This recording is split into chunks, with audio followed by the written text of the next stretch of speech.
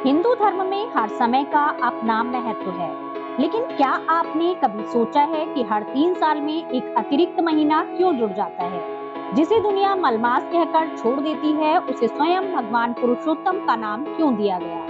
आइए जानते हैं इसके पीछे का वैज्ञानिक और आध्यात्मिक रहस्य। इसके पीछे एक गहरा वैज्ञानिक और आध्यात्मिक रहस्य है। भारतीय गणना के अनुसार सूर्य वर्ष 365 दिन का होता है और चंद्र वर्ष 354 दिन का। इन दोनों के बीच हर साल 11 दिनों का फासला आता है। 3 सालों में यह अंतर बढ़कर एक पूरे महीने के बराबर हो जाता है। इसी अंतर को मिटाने के लिए आता है अधिक मास। पौराणिक कथाओं के अनुसार जब समय का विभाजन हुआ तो हर महीने का एक देवता स्वामी बना, लेकिन इस अतिरिक्त महीने में सूर्य की कोई संक्रांति नहीं होती, इसलिए देवताओं और ऋषियों ने इसे अशुद्ध मानकर त्याग दिया। इसे नाम मिला मलमास। बिना किसी स्वामी और बिना किसी मान सम्मान के यह महीना उपेक्षित होकर दुखी रहने लगा। सबने इसे शुभ कार्यों के लिए वर्जित कर दिया। अपनी इसी व्यथा को लेकर वह महीना भगवान विष्णु की शरण में वैकुंठ पहुंचा और रोते हुए प्रार्थना की, हे प्रभु, जिसका कोई नहीं, क्या उसका अंत ही एकमात्र मार्ग है? भगवान विष्णु उस व्यथित मास को लेकर गोलोक में श्री कृष्ण के पास पहुंचे।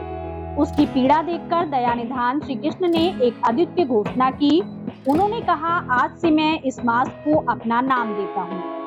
अब यह मलमास नहीं बल्कि पुरुषोत्तम मास कहलाएगा। भगवान ने वरदान दिया कि जो गुण मुझ में हैं वही इस मास में भी होंगे। उन्होंने इसे वरदान दिया कि अन्य महीनों में जो फल वर्षों की तपस्या से मिलता है वह इस मास में केवल सच्चे मन से किए गए दान, जप और दीप दान से प्राप्त होगा। इसीलिए पुरुषोत्तम मास में विवाह या गृह प्रवेश जैसे भौतिक कार्य भले ही वर्जित हों, लेकिन यह आत्मशुद्धि का सबसे बड़ा समय है। यह महीना हमें सिखाता है कि जिस चीज को दुनिया बेकार मानकर छोड़ देती है, अगर वह ईश्वर की शरण में जाए तो सबसे उत्तम बन जाती है। इस दौरान भगवत कथा का श्रवण और पवित्र नदियों में स्नान अक्षय पुण्य देता है।